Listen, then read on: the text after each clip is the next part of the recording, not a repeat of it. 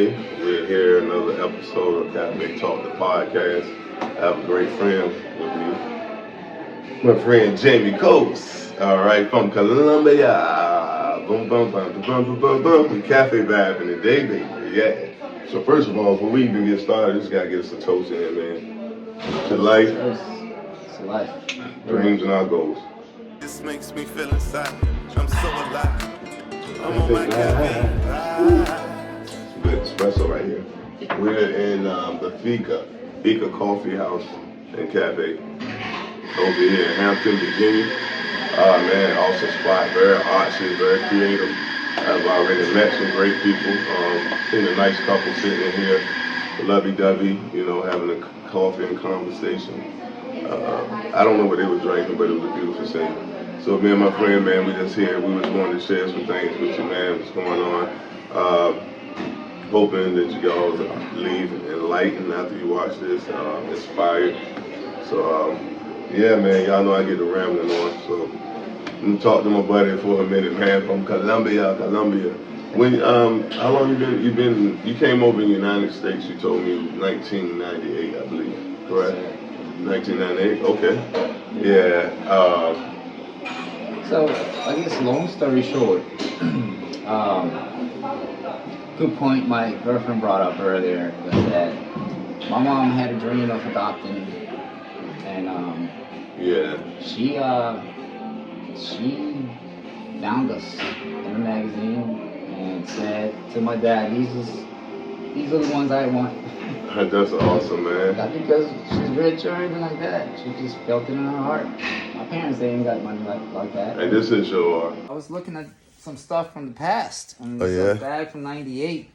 Found a magazine here from Colombia. Oh, wow. 1998 edition. And I'll tell you why it's special. So, back in 97, we got put up for adoption and our dream came true. Wow. Here in the States, we were adopted from Colombia. 3 of my sisters and I. Thank God. Okay, my friend was having a conversation, how he got over here. He was actually adopted, and his adoptive parents, he's speaking about his adoptive mom, how she seen them in a magazine, and she told her husband, I want them. Those are our children right there. And next thing you know, he's here, and he's a great man, great person, great human being, a hard-working guy. I met him working hard. I deliver a lot of materials for people doing home improvements and construction sites, and so I met him doing construction. And hey, friendly guy. We talked and we networked, and here we are today, Cafe Talk. Realized that we both had a story that we shared with each other, and that we learned from each other, and that we could be inspired from each other. I was sharing some things.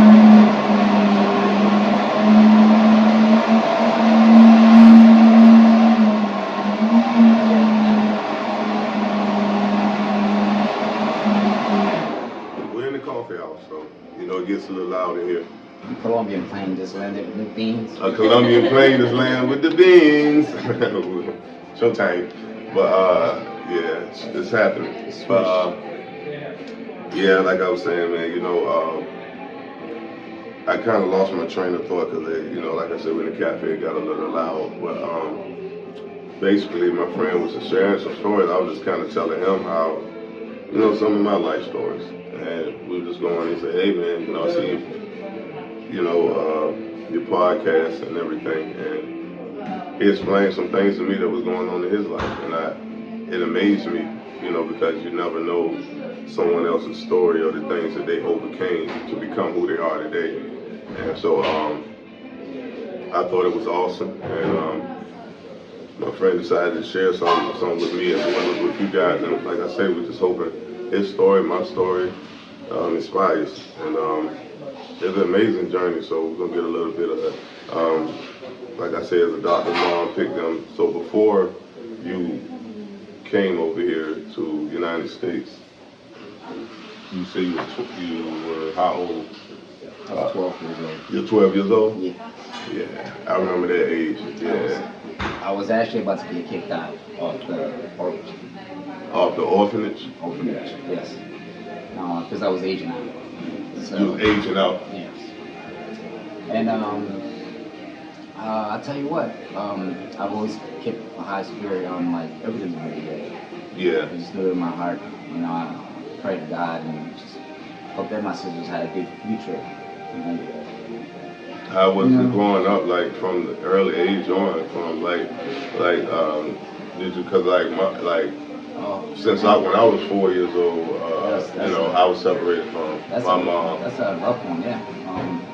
How was that with like your parents there, your biological parents? Were you separated? Do you want to talk about it? No, you know what? That's a really that's a deep story. A lot of people, when I tell the story, they just can't believe that age of 5 till 8, what I was doing just to survive, or just really, I didn't even think of surviving. Just what I needed to do to just provide for my sisters, because that was like my family. Yeah. Right there. So, and they were all younger. Your younger sister that you felt you were responsible. Well, my mom, she did her best. You know, every day she woke up, went to work, and came home late. Never had the time to really spend with us so much. Maybe just things weren't, going the right way for her. Anyways, every day I wake up and there wasn't anything to eat at the house, or maybe there's some leftover bread or something. But anyways, I'll make my trip to the city of Bogota and Bogota. Yeah, and I'll go and.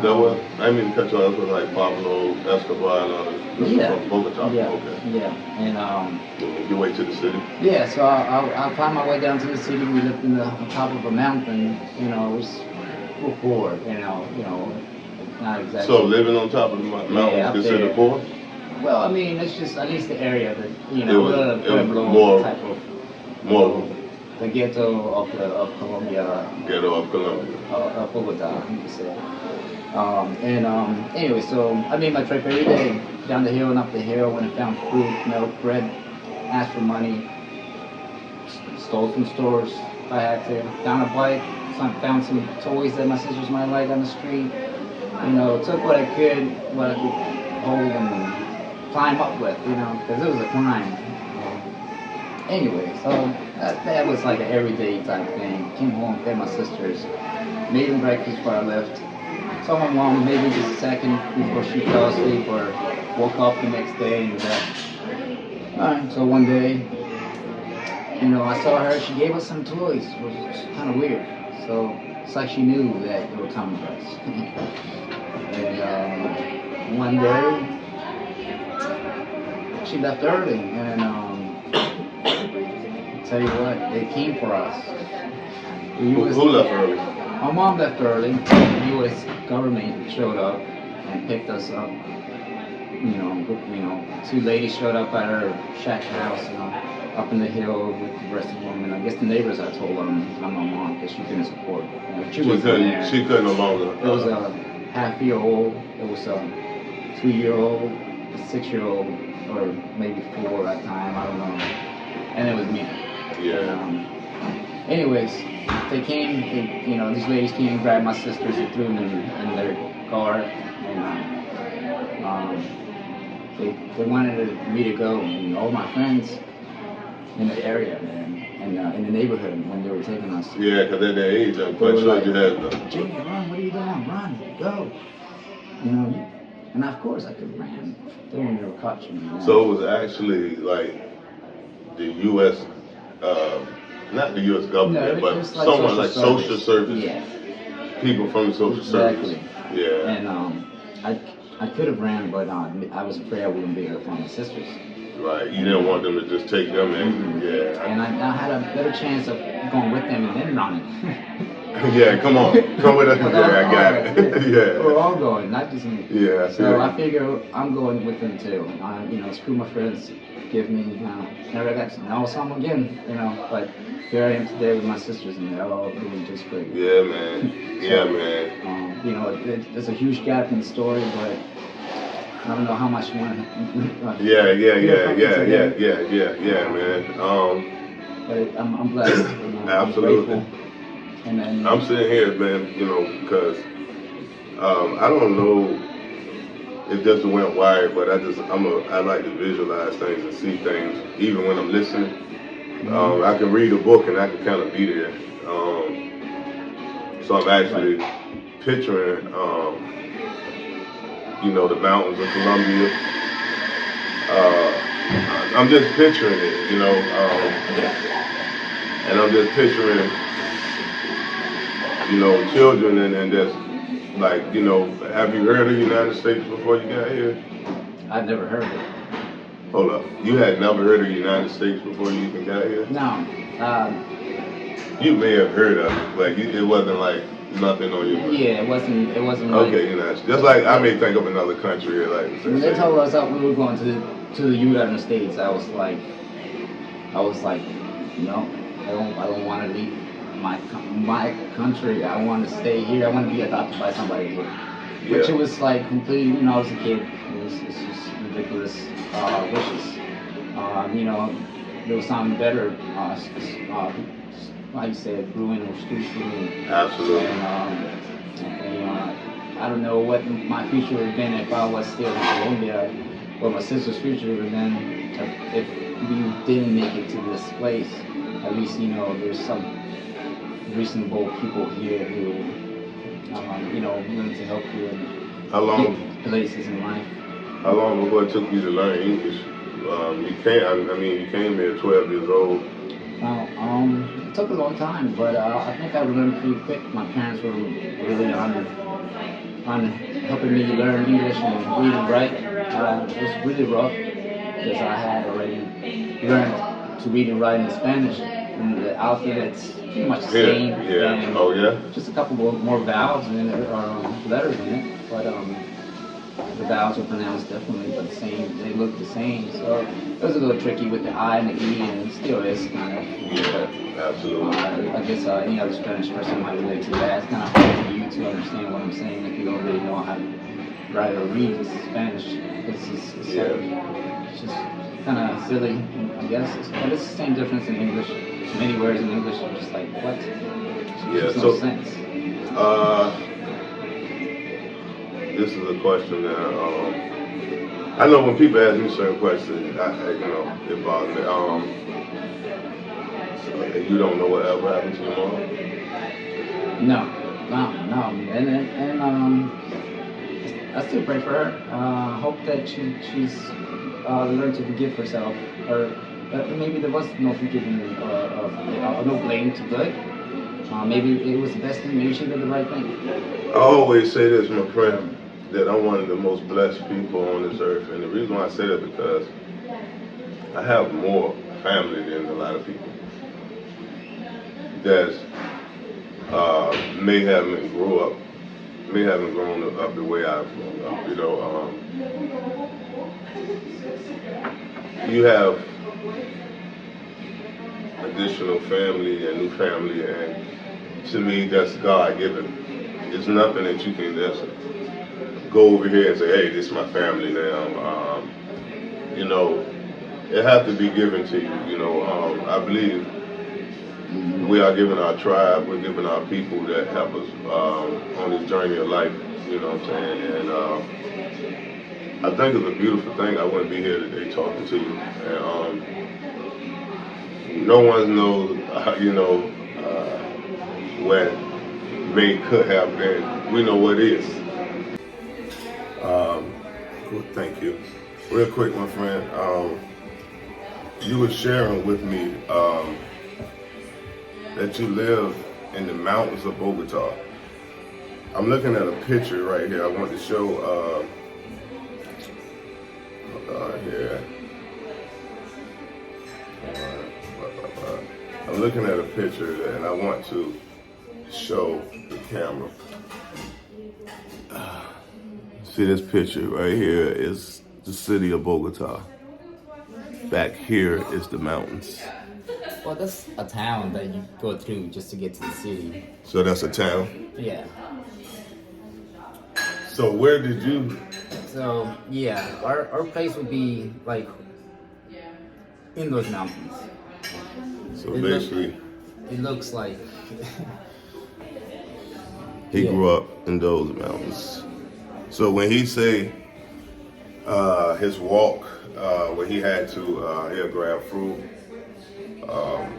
something to eat for his little sisters on his travels.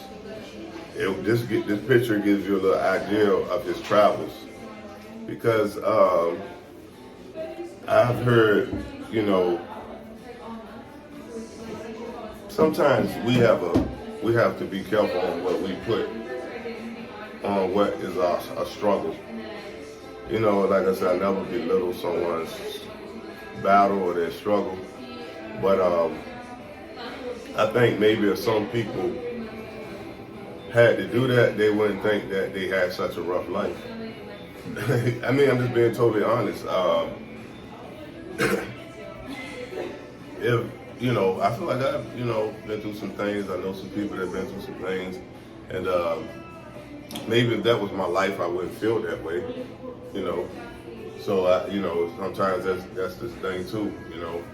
But I believe that that's an amazing story of strength, you know. So I just wanted to salute you again, my friend. And thanks, like I said, it's amazing, man. I'm looking forward to shooting the film. Honestly, I think it'll be a beautiful film, and I'm looking forward to us working on something like that. So, yeah, man, we got a lot in works. That was the cat. Cat I let out the bag, but hey, Colombia to the United States, we're here. Keep on vibing. Vibe on.